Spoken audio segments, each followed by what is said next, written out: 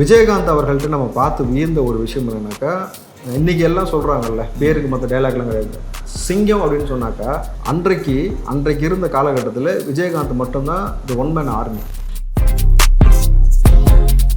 விஜயகாந்த் அவர்களுக்கு என் பேரை கேட்டவுடனே இன்னும் ஒரு கனெக்டிங் ஆயிடுச்சு. அவருக்கு வந்து, தம்பி உங்கள் பேர்னு இப்ராஹிம் அப்படின்னு, ராவத்தூர் இப்ராஹிம் ஒன்று அப்படின்ட்டு தட்டி கொடுத்தாரு.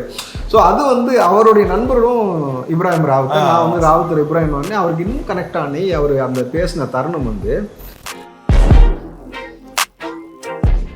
இவங்க உருட்டுறாங்க பார்த்தீங்களா சமூக நீதினு, அதை வந்து விஜயகாந்த் செஞ்சு காமிச்சார். வாழும் பொழுது லைட்மேன்லேருந்து நடிகர் வரைக்கும் எல்லாருக்கும் ஒரே சாப்பாடு. இந்த சமத்துவத்தை போதித்த மாபெரும் தலைவனை திமுக எப்படி கையாண்டுச்சுன்னா, வடிவேலு என்ற ஒரு நபரை வைத்து துதிக்கோர் ரொம்ப அநாகரிகத்தின் உச்சமாக வந்து அவரை வந்து விமர்சித்து கேவலப்படுத்திய பொழுது விஜயகாந்த் அவர்கள் எந்த இடத்தில் கோவப்பட்டு பதிலுக்கு பேசவே இல்லை பார்த்தீங்களா.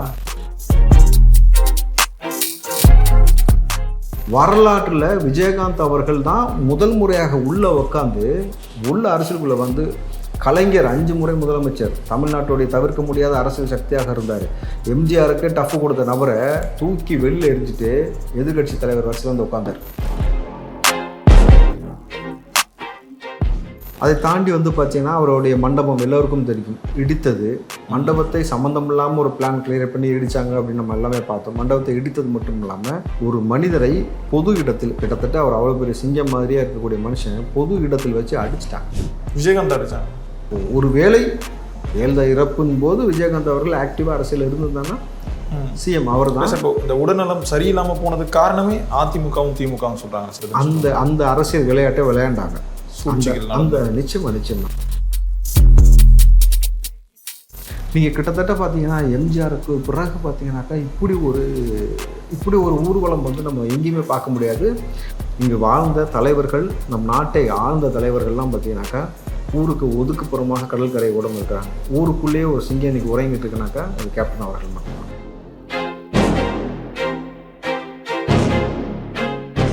சார் வணக்கம். சார் வணக்கம் தம்பி, எப்படி சார் இருக்கீங்க? நல்லா இருக்கேன். தமிழ் சினிமாவோட அந்த கருப்பு வைரம், தமிழ் சினிமாவோட அடுத்த எம்ஜிஆர், இப்படியெல்லாம் போற்றப்பட்டவர் தான் கேப்டன் விஜயகாந்த் அவர்கள். சார் அவருக்கு இன்னைக்கு பர்த்டே. சார் நீங்கள் பார்த்து இந்த விஜயகாந்த் சார் பற்றி சொல்லுங்கள் சார்.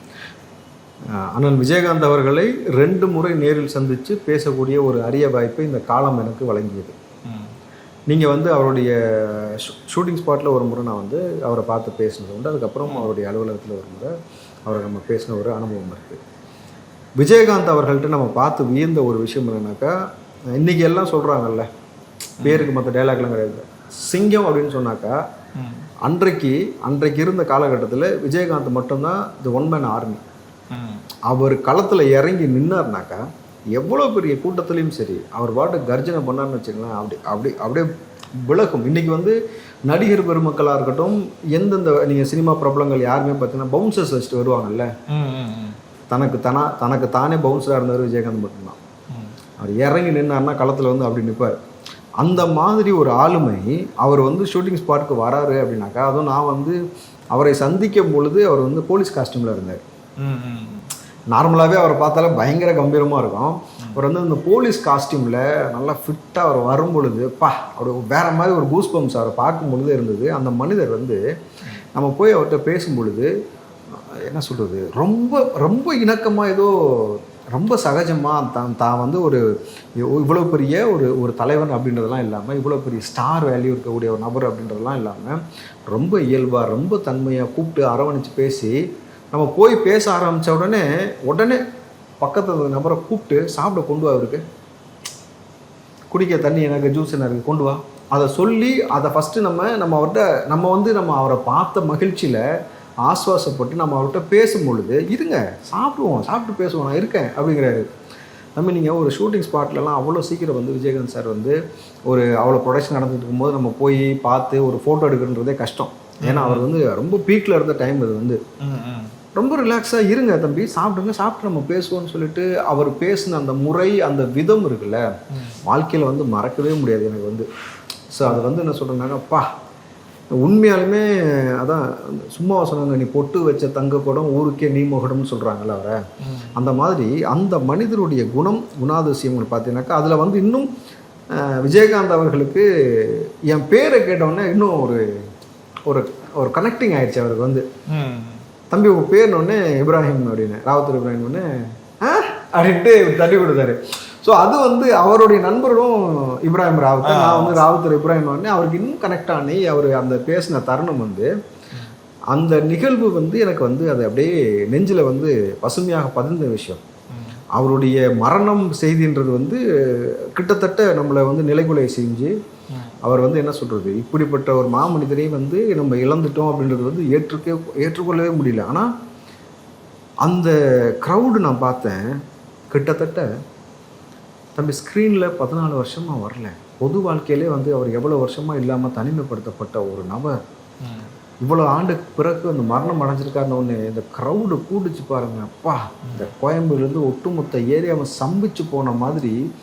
நீங்கள் கிட்டத்தட்ட பார்த்தீங்கன்னா எம்ஜிஆருக்கு பிறகு பார்த்தீங்கன்னாக்கா இப்படி ஒரு ஊர்வலம் வந்து நம்ம எங்கேயுமே பார்க்க முடியாது. அதில் வந்து அவர்களின் மத நம்பிக்கையின் அடிப்படையில் அந்த கருடன் பறந்தது பார்த்தீங்களா, சிம்பிளி அமேசிங். அது வந்து யாராலையுமே சொல்ல முடியாது. ஏன்னா அந்த மனிதன் வாழும் பொழுதே பார்த்தீங்கன்னாக்கா, இப்போ எங்களுக்கு வந்து மார்க்கத்தில் சொல்லி கொடுத்த ஒரு விஷயம் வந்து பார்த்தீங்கன்னாக்கா, அண்டை வீட்டார் பசித்திருக்கும் பொழுது நீ உணவு அருந்தாதே. இங்கே வந்து நீங்கள் பார்த்தீங்கன்னாக்கா பிறப்பால் நிறத்தால் இங்கே வந்து ஏற்றத்தாழ்வு சாதிய பாகுபாடு இங்கே வந்து எதுவுமே கிடையாது அப்படின்றத ரொம்ப சொல்லி சொல்லி நமக்கு வந்து அந்த கோட்பாடு நமக்கு சொன்ன விஷயம். வாழும்போது அந்த மனுஷன் அப்படி வாழ்ந்தாரு. தேடி போய் இது வரைக்கும் விஜயகாந்தை பார்க்க போனவங்க சாப்பிடாம பட்னியோடு திரும்பி வந்ததாக வரலாறே கிடையாது. இது வரைக்கும் அவர் எத்தனை நபர்களை வாழ வச்சிருக்காருன்னு தான் வரலாறு. விஜயகாந்த் அவர்களை பிடிக்காத தனி மனிதன் எவனுமே இருக்க முடியாது. ஏன்னா அப்படி ஒரு மனுஷன் இப்படி ஒரு வாழ்க்கை வந்து எல்லாரும் வாழ முடியுமானா ரொம்ப டஃப். ஏன்னா இப்போ ஒரு நல்ல ஒரு விஷயம் புரிஞ்சுக்கங்களேன், இப்போ தளபதி விஜயை கொடுத்து யாராவது ஒரு சொல் தவறாக பேசும் பொழுது எவ்வளவு கோபம் வருது. இப்போ நான் வந்து காங்கிரஸ் கட்சியில் இருந்தாலும் தர்க்க ரீதியாக விஜய் எதிர்கொள்ளாமல் பர்சனலாக ஒரு சில விஷயம் விஜய் குறித்து தவறாக நடிகைகளோட இணைச்சி பேசுறதா இருக்கட்டும், ஒரு கொடி வெளியிட்டிருக்காருன்னா அதை வந்து நீங்கள் சர்ச்சைப்படுத்தி பேசும் பொழுது நமக்கு கோபம் வருது இல்லை இயல்பா. அப்போ நமக்கு கோபம் வந்து யாரெல்லாம் வந்து புரோக்கர் மாதிரி செயல்படுறவனோ அவனுக்கு வந்து நம்ம தர்க்க ரீதியாக பதில் கொடுக்குறோம். யாரெல்லாம் உடன்பிறப்பு வந்து 200 பேமெண்ட் வாங்கிட்டு பேசுகிறானோ நம்ம பதில் கொடுக்குறோம். ஏன்னா நமக்கு வந்து என்னென்னா இது தப்புடா அப்படின்ட்டு நம்ம விஜய் மீது இருக்கக்கூடிய அந்த அன்பு நம்ம நேர்மையான அறமான விஷயத்தில் செயல்படுங்க நம்ம சண்டை போடுறோம்ல. விஜயகாந்த் என்ற தனி மனிதனை இன்னும் சொல்ல போனீங்கன்னா சினிமா துறையில் என்ன பதவியில் இருந்தார் அவர்? என்ன பதவியில் இருந்தார் சொல்லுங்கள்?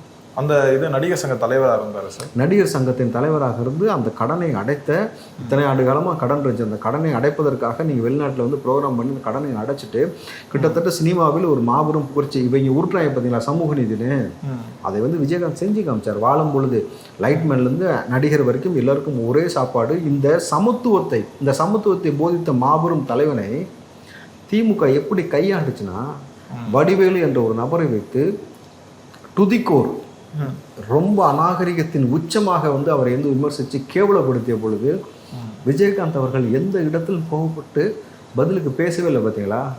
அந்த இடத்துல அவருடைய தன்மை நிரூபிக்கப்பட்டது. எந்த தலைவன் தம்பி அப்படி இருந்திருக்காங்க இது வரைக்கும் சொல்லுங்க தம்பி? இப்போ ஒன்றுமே இல்லை, சின்னவர் மன்னவருன்றாங்க இங்கே ஒரு ஆளை கட்டுங்களா? அவரை குறித்து பேசினால உடனே அவர் பொங்குறாரு. ஸ்டாலினை குறித்து லேசாக எடப்பாடி வந்து தர்க்க ரீதியாக போனால அப்படியே பொங்கி கள்ள கூட்டணின்றாங்க, கள்ள உறவுன்றானுங்க. உடனே வந்து உதயநிதி வந்து இன்னும் சொல்ல போனீங்கன்னாக்கா சசிகலாவையும் தன் தாயார் வயசில் உள்ள சசிகலாவையும் தகப்பனார் வயசில் உள்ள எடப்பாடியும் 2 பேரையும் எவ்வளோ கேவலப்படுத்தி பொது மேடையில் வச்சு எலெக்ஷன் மாநாட்டில் உதயநிதி பேசியிருக்கிறாரு. நீங்கள் வந்து அம்பானிங்க பார்த்தாக்கா, நீங்கள் வந்து மோடியை பார்த்தீங்கன்னாக்கா வந்து காலில் விழுந்துடுறாரு, எடப்பாடி காலில் வந்து சசிகலா பார்த்தா முட்டி போட்டுறாருன்னு சொல்லிட்டு பாஸ் பண்ணிவிட்டு நீங்கள் வந்து தப்பாக புரிஞ்சுக்கிட்டா நான் பொறுப்பு இல்லைன்னு எவ்வளோ வந்து அநாகரிகத்தடைய உச்சமாக ஒரு மனுஷன் பேசினேன். அப்போது உங்களுக்கு கேவலம் இந்த எலெக்ஷனில் ஜெயிக்கணுன்றதுக்காக, சீட்டு வாங்கணும், ஆட்சியில் உட்காரணுன்றதுக்காக எவ்வளோ அவதூறுகளை பரப்புனீங்க. ஆனால் விஜயகாந்த் அவர்கள் மீது அப்படி ஒரு விமர்சனத்தை வடிவேல வச்சு வைக்கும் பொழுது மனுஷன் கொஞ்சம் கூட எதுவுமே பண்ணாமல் இறுதி நாட்களில் விஜயகாந்தை வந்து இப்படி விமர்சித்தனால இவருக்கு வந்து வடிவேலுக்கு எந்த பட வாய்ப்புமே கொடுக்காம மறுக்கப்பட்டு கிட்டத்தட்ட தெருநாயை விட மோசமாக அவர் அலைந்து கொண்டிருந்த பொழுது ஏன் வடிவேல் நடிக்கல, அவனுக்கு வாய்ப்பு கொடுக்க சொல்லுங்கன்னு சொன்ன மனுஷன் யார் சொல்லுவா சொல்லுங்கள்? யார் சொல்ல மாட்டாங்க. செத்தா கூட எவனும் சொல்ல மாட்டான் தம்பி. அதான் தம்பி, அதுதான் தம்பி விஜயகாந்த் அவர்கள், அதுதான் கேப்டன். அப்போ வந்து அவர் கேப்டன் அவர் சொல்கிறாங்கனாக்கா அந்த தன்மை மக்களின் தலைவராக அவர் இன்னைக்கு வரைக்கும் ஏழைகள் வாழ நீ செய்த தியாகம் அந்த பாட்டு இன்னைக்கு வரைக்கும் வந்து அற்புதமான வரிகள். அவருக்கே பொருத்தமான அந்த ஒரு குணம். அந்த ஒரு மனுஷன் வந்து அவருடைய பிறந்த நாள் என்பது இன்னும் மறக்க முடியாத விஷயம். இன்னும் சொல்ல போனீங்கன்னாக்கா, இங்கு வாழ்ந்த தலைவர்கள், நம் நாட்டை ஆழ்ந்த தலைவர்கள்லாம் பார்த்தீங்கன்னாக்கா ஊருக்கு ஒதுக்குப்புறமாக கடற்கரை ஓடம் இருக்கிறாங்க. ஊருக்குள்ளேயே ஒரு சிங்கம் இன்னைக்கு உறங்கிட்டு இருக்குனாக்கா அது கேப்டன் அவர்கள் மட்டும்தான். இன்னைக்கு வந்து கோயம்பேடில் அவர் இன்னும் இங்கே தான் நம்ம பக்கத்தில் இங்கே இருக்கிறாரு, நம்ம எப்போ வேணாலும் போய் பார்க்கலாம் அப்படின்ற மாதிரியான ஒரு நிலையை ஏற்படுத்தி எந்த நாளும் விஜயகாந்தை இந்த தமிழ் மக்களின் மனசுலேருந்து ஒருபோதும் அகற்றிவிட முடியாதுன்றதுக்கு ஒரு தலைவனுக்காக அந்த பிறந்த நாளில் அவர் வந்து அவருடைய புகழ் நீடூடி வாழணும். அவர் செய்த அந்த தர்மத்தின் காரணமாக அவருடைய வம்சமே வந்து நீடூடி வாழணுன்றது நம்ம இறைவன்கிட்ட எப்பயுமே பிரார்த்தனை பண்ணிக்கிறோம். இப்போ தமிழ் சினிமாவும் தமிழக அரசியலையும் வந்து தமிழ்நாட்டு மக்கள் கிட்ட இருந்து அவ்வளோ ஈஸியாக வந்து பிரிக்க முடியாது சார். ஏன்னா எப்பவுமே அந்த ஒற்றுமையாக இருக்கிற மாதிரி தான் அது இருக்கும். முன்பு ஒரு காலத்தில் வந்து ரஜினி, கமல், விஜயகாந்த் இவங்களாம் இருந்தாங்க சார். ரொம்ப பீக் டைம் அப்போ. இதில் வந்து ரஜினி வந்து அரசியலுக்கு வரேன்னு சொல்லிட்டு இருந்தார், கமலும் வரேன்னு சொல்லிட்டு இருந்தாங்க. அவங்க ரசிகர் ரொம்பவே கொண்டாட்டத்தில் இருந்தாங்க. யாரும் எதிர்பார்க்காத விதமாக வந்து விஜயகாந்த் சார் வந்து இந்த அரசியலுக்கு வந்திருப்பாரு. அவருக்கான அந்த இடத்தையும் வந்து பிடிச்சிருப்பார். ஆனால் அவரோட ஆரம்ப காலகட்ட இந்த அரசியல் பயணம் இருக்குல்ல சார், அப்போ வந்து ரொம்பவே நெருக்கடிகள் வந்து அதிகமாக கொடுத்துன்னு சொல்லுவாங்க. அதை பற்றி கொஞ்சம் சொல்லுங்கள் சார். அவருடைய நெருக்கடிகள்னா கிட்டத்தட்ட அவருடைய பட வாய்ப்புகளை தட்டி பறிப்பது, அவருடைய காலேஜுக்கு பிரச்சனை கொடுப்பது, அவருக்கு பொருளாதார ரீதியான நெருக்கடி ஏற்படுத்துவது. அதை தாண்டி வந்து பார்த்தீங்கன்னா அவருடைய மண்டபம் எல்லோருக்கும் தெரியும் இடித்தது. மண்டபத்தை சம்மந்தம் இல்லாமல் ஒரு பிளான் கிளியர் பண்ணி இடித்தாங்க அப்படின்னு நம்ம எல்லாமே பார்த்தோம். மண்டபத்தை இடித்தது மட்டும் இல்லாமல் ஒரு மனிதரை பொது இடத்தில், கிட்டத்தட்ட அவர் அவ்வளோ பெரிய சிங்கம் மாதிரியாக இருக்கக்கூடிய மனுஷன் பொது இடத்தில் வச்சு அடிச்சிட்டாங்க. விஜயகாந்த் அடித்தாங்க. யூடியூப்ல இருக்குன்னு அந்த காணொலி பாருங்கள். அவர் மண்டபத்துக்கு வெளியில் நின்று பார்த்தீங்கன்னா க்ரௌடு கூடி திமுககாரன் பின்னாடி கூட தள்ளி அடிச்சிருப்பான். அடிச்சிட்டாங்க. எனக்கெல்லாம் அதை பார்த்துட்டு இந்த வெறி அந்த வெறின்னு கிடையாது. கிட்டத்தட்ட ஒரு மனுஷன் இந்த அளவுக்கு வாழ்ந்த ஒரு மனுஷத்தை ஒரு கட்சி நபர்கள் எல்லோரும் சேர்ந்து அந்த மனுஷனை கார்னர் பண்ணி பொது வெளியில் வச்சு அவர் தலை நீங்கள் அடிச்சிட்டீங்க அப்படின்றது வந்து வரலாறு ஒருபோதும் வந்து இவர்களை மன்னிக்காது. எந்த ஒரு தவறு செஞ்சாங்கல்ல, அதுதான் தம்பி அவருடைய வீழ்ச்சி. திமுகவுடைய வீழ்ச்சி அங்கேருந்து ஆரம்பிச்சது, அந்த நொடியிலிருந்து ஆரம்பிச்சது. அதற்கு பிறகு கட்சி ஆரம்பித்தார் பாருங்க. அதுக்கு பிறகு கட்சி ஆரம்பித்தார், உள்ளே வந்தார். தம்பி இது வரைக்கும் 1947க்கு பிறகு நீங்கள் சுதந்திரம் பெற்று இத்தனை கட்சிகள் ஆட்சியில் உட்கார்ந்தது பிறகு நீங்கள் பார்த்தீங்கன்னாக்கா காங்கிரஸ்க்கு பிறகு நீங்கள் பார்த்தீங்கன்னா திமுக பிறகு அதிமுக, அந்த 2 கட்சி வந்த பிறகு ஒன்று திமுக இல்லை அதிமுக, இது மட்டும்தான். ஒன்று எதிர்கட்சி ஆளுங்கட்சின்னு மாறி மாறி இவர்கள் மட்டும்தான் நின்றுக்கிட்டு இருந்தாங்க. வரலாற்றில் விஜயகாந்த் அவர்கள் தான் முதல் முறையாக உள்ளே உட்காந்து உள்ள அரசியலுக்குள்ளே வந்து, கலைஞர் 5 முறை முதலமைச்சர், தமிழ்நாட்டுடைய தவிர்க்க முடியாத அரசியல் சக்தியாக இருந்தார். எம்ஜிஆருக்கு டஃப் கொடுத்த நபரை தூக்கி வெளியில் எரிஞ்சிட்டு எதிர்கட்சி தலைவர் வரிசையில் வந்து உட்காந்தார். ஆளுங்கட்சியாக இந்த பக்கம் ஜெயலலிதா, எதிர்கட்சி தலைவராக விஜயகாந்த் அவர்கள் பொழுது வரலாறு எவ்வளோ பெரிய லெவலில் அவர் புரட்டி போட்டுருக்காரு பார்த்தீங்களாக்கா. வைராக்கியம் நின்று அந்த மக்களை அவரை கொண்டு போய் அங்கே உட்கார வச்சாங்க. அப்போது அவர் உட்கார்ந்த பிறகு கடைசி வரைக்கும் சட்டமன்றத்துக்குள்ளே கலைஞரால் வரவே முடியல. அப்படியே மறைஞ்சிட்டாரு கலைஞர். அதுக்கப்புறம் வரவே முடியல, அவ்வளோதான். அதுக்கப்புறம் அவருக்கு இயலாமை, அதுக்கப்புறமேட்டு இறப்பு. ஸோ அதான் சொல்கிறேன்ல, ஒரு மனிதனுக்கு எவ்வளவுலாம் நெருக்கடி கொடுக்கணுமோ அவ்வளோ நெருக்கடி, எவ்வளோ தனி மனிதனை விமர்சனம் பண்ணணுமோ அப்படி தனி மனித விமர்சனம். அதாவது இவர்களுக்கு எதிரி அப்படின்னு இவங்களே ஒரு முடிவு பண்ணிட்டானுங்கன்னா அவர்களை அழிக்கக்கூடிய வேலை, அவர்களை கேவலப்படுத்தக்கூடிய வேலை, கொடுக்கக்கூடிய நெருக்கடி என்ன உச்சபட்சமாக கொடுப்பாங்க. ஆனால் ஆண்டவன் ஒருத்தர் இருக்கிறாங்க, கர்மான ஒன்று இருக்குல்ல, அது எப்படி வந்து விஜயகாந்த் பக்கம் நின்றுச்சு நம்ம பார்த்தோம்ல. எதிர்கட்சி தலைவராக உட்கார்ந்து அந்த கௌரவத்தை பெற்று எவன் உனக்கு பிரச்சனையாக இருந்தாலும் அவனை தூக்கி வெளியில் எரிஞ்சிட்டு சிங்கம் மாதிரி உட்காந்தாங்கல்ல, கிட்டத்தட்ட அதே நிலைமை தான் இன்னைக்கு விஜய் அவர்களுக்கு. இதே நெருக்கடி விஜய் கொடுக்குறாங்க, இதே பிரச்சனை கொடுக்குறாங்க. இந்த மாதிரிலாம் பண்ணணுமோ அந்த மாதிரி பண்ணி வீடு அடிச்சிருவோன்றானுங்க, இதை பண்ணிடுவோன்றானுங்க, அதை பண்ணிடுவோன்றானுங்க. என்ன ஒரே ஒரு வித்தியாசம் விஜயகாந்துக்கும் விஜய்னா, விஜயகாந்த் அவர்கள் எதிர்கட்சி தலைவர், விஜய் வந்து ஆளுங்கட்சி தலைவராக வருவாங்க. ஏன்னா இன்னைக்கு இருக்கக்கூடிய தொண்டர்கள் அத்தனை பேரும் விஜயகாந்தோடைய ரசிகர் உட்பட எல்லாருமே வந்து இன்றைக்கி விஜயின் பக்கம் திரும்பி விட்டார்கள் பொழுது, எம்ஜிஆருடைய ரசிகர் மாதிரி பெரிய ஒரு மாசைக்கான இவர் வரப்போறான்னும் பொழுது இதை உள்ளபடி அன்னை பிரேமலதா அவர்கள் வந்து விஜய்க்கு வந்து பக்கபலமாக நிற்பாங்க, ஆசீர்வாதம் பண்ணுவாங்கிறது நம்ம எதிர்பார்க்கப்படுகிறது. நிச்சயமாக இந்த இடத்துல கேப்டன் அவர்களுடைய நினைவை பகிர்வதில் வந்து உள்ளபடி ரொம்ப பெரிய ஒரு மகிழ்ச்சி தான். சரி, இப்போ வரைக்குமே விஜய் சார் மேலே ஒரு குற்றச்சாட்டை வந்து முன்வைப்பாங்க சார். விஜய் சார் வந்து ஒரு நன்றி கெட்டவர், விஜயகாந்த் வந்து எந்த ஒரு உதவியும் பண்ணலை, இப்படின்லாம் முன் வச்சுட்டே இருப்பாங்க. ஆனால் 14 வருடங்களுக்கு பிறகு கோட் படத்தில் வந்து விஜயகாந்த் சார் திரும்ப நடிக்கிறாரு. அதுக்கு ஒரு முக்கிய காரணம் வந்து விஜய் சார் தான். இப்படிலாம் சொல்லிட்டு இருந்தாங்க, இவ்வளவு நாள் நன்றி கெட்டவர்னு சொன்னாங்க, போய் பார்க்கல அப்படின்ற மாதிரிலாம் சொன்னாங்க. அவருடைய இறப்புக்கு போயிட்டு கண்ணீர் சிந்தி அழுதுருப்பாரு.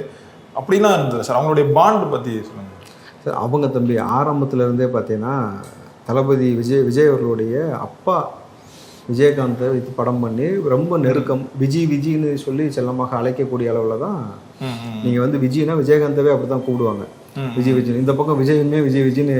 அப்போது இந்த இன்டர்கனெக்ட் உங்களுக்கு புரியுதுங்களா? அவங்க வந்து ரொம்ப இணக்கமாக குடும்ப நண்பராக இருந்து பல ஏற்ற இறக்கங்களில் எப்பயுமே உறுதுணையாக இருந்த அந்த பாண்டிங் இருக்கு இல்லையா?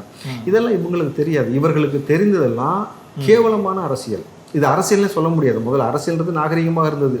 இது போன்ற கலுசடிங்க உள்ளே வந்த பிறகு தான் இந்த மாதிரி மாற்றுறாங்க. இதோ அநாகரிகத்தின் உச்சமாக இவர்கள் வந்து விஜய் அவர்கள் வந்து துரோகம் செய்து விட்டார், பார்க்கவில்லை, செய்யலை, வைக்கலை, இந்த மாதிரியான விமர்சனங்களாக வச்சதெல்லாம் எதுக்குனாக்கா சிண்டு முடியக்கூடிய வேலையை இங்கே இருக்கக்கூடிய நபர்கள் ரொம்ப தெளிவாக செய்வாங்க. இந்த புரோக்கர் வேலையை வந்து புரோக்கர்னு சொல்கிறதா, செண்டு முடின்னு சொல்கிறதா, இல்லை வேறு ஏதாவது தேர்ட் கிரேட்னு சொல்கிறதான்னு தெரியல, அந்த மாதிரியான வேலையை தொடர்ந்து செஞ்சுக்கிட்டே இருந்தாங்க. அதாவது அவர்களை அறியாமல் இவர்களுக்குள்ள 2 பேருக்கு வந்து அவங்க சொன்ன மாதிரி ஒரு விஷயத்தை இங்கே சொல்லி இவங்க சொன்ன மாதிரி விஷயத்தை சொல்லி அந்த பாண்டிங்கை உடைச்சிட்டு அந்த 2 பெரும் கூட்டத்தையும் தனித்தனியாக ஸ்பிளிட் பண்ணி இவங்க சொல்லுவாங்கல்ல, ஒருத்தரை வந்து தனிமைப்படுத்தி அவருக்கு அப்புறமேட்டு ஒருத்தர் வந்து வீழ்த்துறது, அந்த யுக்தியை கையாளக்கூடிய விஷயம் செஞ்சாங்க. ஆனால் இவர்கள் சொன்னதுக்கு முற்றிலும் மாறாக இவர்களுக்கு செருப்படி கொடுப்பதற்கு போல இன்றைக்கி வந்து அன்னை பிரேமலதாவை போய் இவர்கள் விஜய் அவர்கள் நேரில் பார்த்த விஷயமா இருக்கட்டும், அவர் விஜயகாந்துக்கு மரியாதை செஞ்ச விஷயமா இருக்கட்டும், என்றைக்குமே பார்த்தீங்கன்னாக்கா நீங்கள் விஜயகாந்த் இறந்த பிறகும் சரி அல்லது அதுக்கு முன்பும் யாருமே அவருடைய பயன்படுத்தலாம்ன்ற மாதிரியான எந்த ஒரு ஐடியாவுமே யாருமே கொண்டு வரல. விஜய் அவர்கள் தான் தன் படத்தில் வந்து தன் அண்ணனாக இருக்கக்கூடிய அண்ணன் ஆசான் அவர் 2மே அவருக்கு அந்த மாதிரி தான் வச்சுங்களேன், அவரை கொண்டு திரையில் கொண்டு வரணும் அப்படின்ற மாதிரி இருக்கட்டும். அந்த நபர்களுக்கு என்ன மாதிரி உதவி செய்யணும், குறிப்பாக யாருக்குனாக்கா விஜயகாந்தோடைய புதல்வர்கள் 2 பேருக்கும் எப்படி உதவி செய்யணும், சினிமாவிலும் சரி அரசியலும் சரி எப்படி பக்கபலமாக இருக்குங்கிறலாம் ஒரு பல ஸ்ட்ராட்டஜியை கையாண்டு கொண்டு போயிட்டுருக்காரு. தம்பி செய்கிற உதவியை பயங்கரமாக சொல்லி காட்டி, அதாவது தனி மனிதனுக்கு ஒரு நட்பு ஒரு உறவு ரீதியாக செய்கிறதெல்லாம் வந்து இவங்க விளம்பரப்படுத்துவதற்கு விரும்புவது கிடையாது. விஜய் அவர்கள் என்ன செய்யணும் எப்போ செய்யணுன்றதை மிக அருமையாக செய்வதற்கான எல்லா முனைப்பும் போய்கிட்டு இருக்கு. இப்போ இவர்கள் என்னன்னாக்கா அந்த பிரித்து சூழாடக்கூடிய சூழ்ச்சி இன்னும் சொல்ல போனீங்கன்னா இப்போ அதே ஸ்ட்ராட்டஜி என்ன பண்ணுறாங்க தெரியுமா, சீமானுக்கும் விஜய்க்கும் மூட்டி விடுறாங்க. சீமான் வந்து சீனியரு, அவருக்கு அடிமையாக தான் நீங்கள் அவர் கீழே தான் வந்தாகணும் அப்படின்னு. இன்னொரு பக்கம் என்ன தெரியுமா, விஜய் வந்துட்டாரு இனிமேல் சீமா அவ்வளோதான் காலி. உங்களுக்கு நல்லா புரிஞ்சுங்களா? அவங்க 2 பேரும் தம்பிக்கு ஒரு பிரச்சனை, தம்பி கொடிக்கு ஒரு பிரச்சனை, அண்ணன் இருக்குன்னு சீமான் பேசிகிட்டு இருக்காரு. தம்பி சரின்னு சொன்னாக்கா நான் சரிதான்ப்பா, நாங்கள் ஒன்றா இணக்கமாக போகிறோம்ட்டு இங்கே மைக்க புடி அப்படின்னு சொல்லி ஒரு பாட்டு எடுத்து பாடிட்டாரு. இப்போ அவர் 2 பேரும் இணக்கமாக இருக்கிறாங்க. இவங்க ஒன்று சேர்ந்துட்டாக்கா குறிப்பாக 2 பேருமே தமிழ் மொழி தமிழ் போராளிகளை குறித்து பேசுகிறார்கள், இங்கே மரபு சார்ந்து பேசுகிறாங்க, சித்தாந்தம் சார்ந்து பேசுகிறாங்க. நம்மளுது நம்ம இல்லாத திராவிடம்னு ஒன்று உருவாக்கி பேசிகிட்டு இருக்கோம், நம்மளுடைய வரலாறு திருட்டுதுன்னு ஐயக்கத்துலாம் பேசினா நம்ம காலியாயிருவோன்ட்டு 2 பேருக்குள்ளேயும் இயல்பாக ஒரு வெறுப்பை உண்டாக்கணும். குறிப்பாக 2 ரசிகர்கள் இருக்காங்க, 2 தொண்டர்கள் இருக்காங்கல்ல, 2 பேருக்கும் வந்து ஒரு வெறுப்பு உண்டாக்கணும்னு என்ன பண்ணுறாங்கனாக்கா, சீமான் தான் பெரியாரு, விஜய் ஒன்றும் கிடையாது. அப்போது அவங்க என்ன எதிர்பார்க்குறாங்க, அவங்க தொண்டர்கள் 2 பேரும் கருத்தியெல்லாம் மோதிப்பாங்க, அப்போது ஒரு பிரிவினை உண்டாகும்னு எதிர்பார்க்குறாங்க. அதுக்கு வாய்ப்பே இல்லை. இன்றைக்கி அவங்க கட்சியை சேர்ந்த சாட்டை துரைமுருகன் ரொம்ப தெளிவாக வந்து அந்த கொடிக்கு இவங்களை கிளப்பி விட்ட எல்லாத்துக்கும் சேர்த்து ஒரு வீடியோ போட்டு செருப்பு கழட்டி அடிச்சிருக்கிறாப்புல. இப்போ சீமானும் ரொம்ப தெளிவாக தம்பிக்கு நான் இருக்கிறேன், அண்ணனுக்கு தான் யாரும் இல்லை, ஆனால் என் தம்பிக்கு நான் நிற்கிறேன், நான் நிற்பேன்னு அவர் நிற்கிறாரு. அப்போது நீங்கள் வாங்கின காசுக்கு புரோக்கர் வேலை செஞ்சது எடுபடலை, புதுசாக அதை ட்ரை பண்ண சொல்லுங்கள் அவங்கள, சரிங்களா? அவங்க புதுசாக ட்ரை பண்ணட்டும், நான் திரும்பி மறந்துட வேண்டாம், இன்னும் ராவுத்தர் பிரேம் நான் இருக்கிறேன், அது பார்த்துக்கலாம். இப்போ விஜயகாந்த் ஒரு காலகட்டத்தில் இந்த கூட்டணி வருவான்னு சொல்லிட்டு அதிமுகவும் எதிர்பார்ப்பாங்க, திமுகவும் எதிர்பார்த்துட்டு இருப்பாங்க சார். அந்த ஒரு காலகட்டம் வந்து இருந்தது. அப்படி இருந்த ஒரு விஜயகாந்த் வந்து எப்படி சார் விழுந்தாரு? இல்லை, அவர் வீழ்ந்ததுன்னு சொல்ல முடியாது, இயற்கையாக அவருக்கு உடல்நல குறைபாடு. நீங்கள் ஒரு விஷயம் புரிஞ்சுக்கங்க, ஜெயலலிதா மரணத்தின் பொழுது விஜயகாந்த் ஆக்டிவாக இருந்திருந்தாருன்னா அவர் தான் சிஎம். அதை யாருமே தடுத்துருக்கவே முடியாது. ஸோ இது வந்து ஹெல்த் இஷ்யூஸ் அவருக்கு ஆகிடுச்சு. அந்த ஹெல்த் இஷ்யூஸ்னால பாலிடிக்ஸை பொறுத்த வரைக்கும் சரி, சினிமாவை பொறுத்த வரைக்கும் சரி, ஆக்டிவாக நீங்கள் இருக்கணும், லைவில் நீங்கள் இருக்கணும், கருத்தியல் ரீதியாக மக்கள்கிட்ட வந்து நீங்கள் உரையாடி கொண்டே இருக்கும் பொழுது தான் அந்த பாண்டிங் உருவாகும். அப்படி இல்லாமல் இருக்கும் பொழுது உங்களுக்கு கடந்து போகக்கூடிய 1008 பிரச்சனைகளை அரசியலுக்காக இங்கே உருவாக்குவார்கள். அப்போ 4 மேனி பொழுது வண்ணம் பிரச்சனைகள் உருவாக்கும் பொழுது என்னாக்கன்னா, அரசியல் இருக்கக்கூடிய லைவில் இருக்கக்கூடிய பிற கட்சிகளை குறித்து பேசி பேசி பேசி அது அரசியல் வேறு மாதிரி வேறு திசைக்கு போகும்.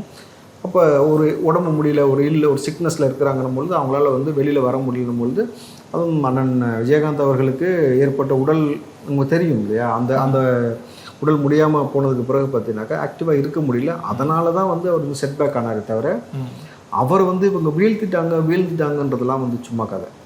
அதெல்லாம் இப்போ ஒரு வேளை ஜெயலலிதா இறப்பின் போது விஜயகாந்த் அவர்கள் ஆக்டிவாக அரசியல் இருந்திருந்தாங்கன்னா சிஎம் அவர் தான். இப்போ இந்த உடல்நலம் சரியில்லாமல் போனதுக்கு காரணமே அதிமுகவும் திமுகவும் சொல்கிறாங்க சார். ஒரு சைடு வந்து அதிமுக அவங்க சைடில் இருக்க எம்எல்ஏஸ் வந்து பிடிங்கிட்டாங்க, இன்னொரு சைடு வந்து திமுக அவங்க சைடில் இருக்க எம்எல்ஏஸ் வந்து கொஞ்சம் பிடிங்கிட்டாங்க. யாரும் இல்லாத மாதிரி ஒரு தனிமையை உணர ஆரம்பிச்சிட்டார் விஜயகாந்த். அதுக்கப்புறம் தான் இந்த உடல்நலம் வந்து பாதிக்கப்பட்டது. அந்த அரசியல் விளையாட்டை விளையாண்டாங்க. அந்த நிச்சயமா அந்த இன்னும் சொல்ல போனீங்கன்னா விஜயகாந்த் அறிமுகப்படுத்தின அவர் கட்சி எம்எல்ஏக்கள்லாம் இன்னைக்கு வந்து 2 கட்சியிலுமே இப்போ இருக்கிறாங்க.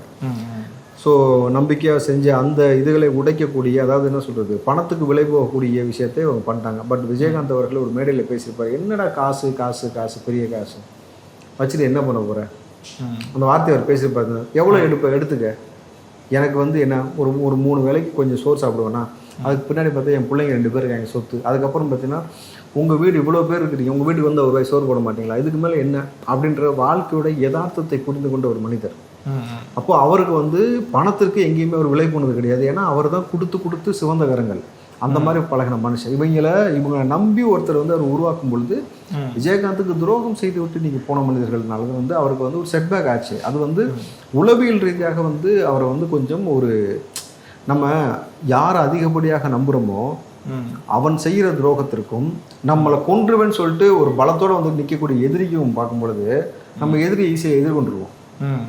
நீ நிற்கிறனாக்கா நான் நிற்கிறேன் வாடான்னு இயல்பாக நம்ம அப்படி தானே பண்ணுவோம். நீ ஒப்பனும் நானும் ஒப்பனும் தான். என்ன இங்கே வந்து மரணம் என்றது ஒரு சம்பவம். ஒரு விஷயத்தை புரிஞ்சுங்க, மரணம் என்பது ஒரு சம்பவம். அது வந்து ஒரு எந்த ஒரு அதை கண்டு நம்ம பயப்படுவதற்கோ அதை கண்டு நம்ம வருத்தப்படுவதற்கோ ஒன்றும் கிடையாது. இது நிகழுன்ற பொழுது நிகழ்ந்து தீரும். அதுக்குள்ள நம்ம எதுக்கு பயப்படணும், எவனுக்கு பயப்படணும்? நம்மளை அஞ்சுவதும் அடிவணிவதும் இறைவனுக்காக இருக்கணும். அந்த கோட்பாட்டில் எப்பயுமே வந்து விஜயகாந்த் அவர்களை நீங்கள் எதிர்கொண்டீங்கன்னு நின்றுப்பார். இந்த துரோகத்தின் மூலம் வீழ்த்தும் பொழுது யார் மீது அதிகமாக நம்பிக்கை வச்சாரோ அந்த நபர்கள் துரோகம் செய்யும் பொழுது அவருக்கு அந்த ஒரு மனசோர்வு ஏற்பட்டுச்சு. அதுக்கு பிறகாக அது வந்து உடல் சோர்வாக மாறும் பொழுது உடல் ரீதியாக கொஞ்சம் செட்பேக் ஆயிட்டாரு. அதே மாதிரி இந்த ஊடகங்களும் திட்டமிட்டு விஜயகாந்த் அழிச்சுன்னு சொல்லுவாங்களே சார். அந்த காலகட்டத்தை வைத்து நீங்க ரொம்ப சிம்பிளா புரிஞ்சுக்கங்களேன். விஜய் அவர்கள் கொடி வெளியிடும் பொழுது அமைச்சரவை மாற்றம்னு இல்லாத ஒரு விஷயத்த ஊடகம் ஒட்டுமொத்தமாக போடுதுனாக்கா ஊடக முதலாளிகளை விலைக்கு வாங்கி என்ன சொல்றாங்களோ செய்கிற மாதிரி விஜயகாந்த் அவர்களை யார் கேவலப்படுத்துனதுன்னா திமுக. ஏன்னா வடிவேலை வைத்து எவ்வளோ அநாகரிகமாக பேசினாங்களோ அது போல் ஊடகத்தை வச்சு பேச வச்சு எல்லாம் பண்ண சிஸ்டமேட்டிக்காக செஞ்சானுங்க. ஆனால் ஒரு விஷயம் மட்டும் புரிஞ்சுக்கலாம், நீங்கள் இவ்வளோ செஞ்சீங்க, ஆனால் விஜயகாந்த் ஒன்று செஞ்சார், வரலாறு நின்றுச்சு. அந்த சமூக நீதினு இவர் சொன்ன அந்த விஷயத்தை செஞ்சு காட்டினவர் விஜயகாந்த் அவர்கள். உணவுலையும் அந்த சக மனிதர்கள், அந்த சினிமா டெக்னீஷியன் இன்னைக்கு வரைக்கும் வந்து அதை மறக்கவே மாட்டாங்க. அது ஒன்று வரலாற்றில் அவர் செஞ்ச மிக முக்கியமான விஷயத்த எவனாலையும் நீ மாற்ற முடியாது. அதே மாதிரி அவ்வளோ பெரிய ஆளுமையாக சொல்லப்பட்ட கலைஞரை தூக்கி வெளியேறிஞ்சிட்டு எதிர்கட்சி அந்த உட்காந்தாரில்ல, இனி வரலாறு அதை மாற்ற முடியுமா உங்களால்? முடியாது. அப்படின்னும் பொழுது அவருக்கான இடத்தை இறைவன் எந்த இடத்துல கொடுத்தானோ அந்த கம்பீரம் குறையாமல் அந்த சிங்கத்தை கௌரவத்தோடு வச்சுருந்தாங்க. அவ்வளோதான். அதுதான் நம்ம விஜயகாந்த் அவர்கள். தமிழக அரசியலும் தமிழக சினிமாவும் இருக்க வரைக்கும் விஜயகாந்த் என்ற பெயர் வந்து ஒழிச்சிட்டே இருக்கும் சார். நிச்சயமாக விஜயகாந்த் அவர்களை தவிர்த்து விட்டு இங்கே அரசியலும் கிடையாது. விஜயகாந்தை நினைவூட்டும் வகையில் அடுத்து விஜயும் இருக்கிறாரு, விஜய பிரபாகர்னு ஒருத்தர் இருக்கிறாரு. ஸோ இவர்களையும் தவிர்க்க முடியாது நம்ம பொழுது நம்ம பொறுத்திருந்து பார்ப்போம். ரொம்பவே நன்றிகள் சார், எங்களுடைய இவ்வளோ நேரம் பகிர்ந்தமைக்கு நன்றி சார்.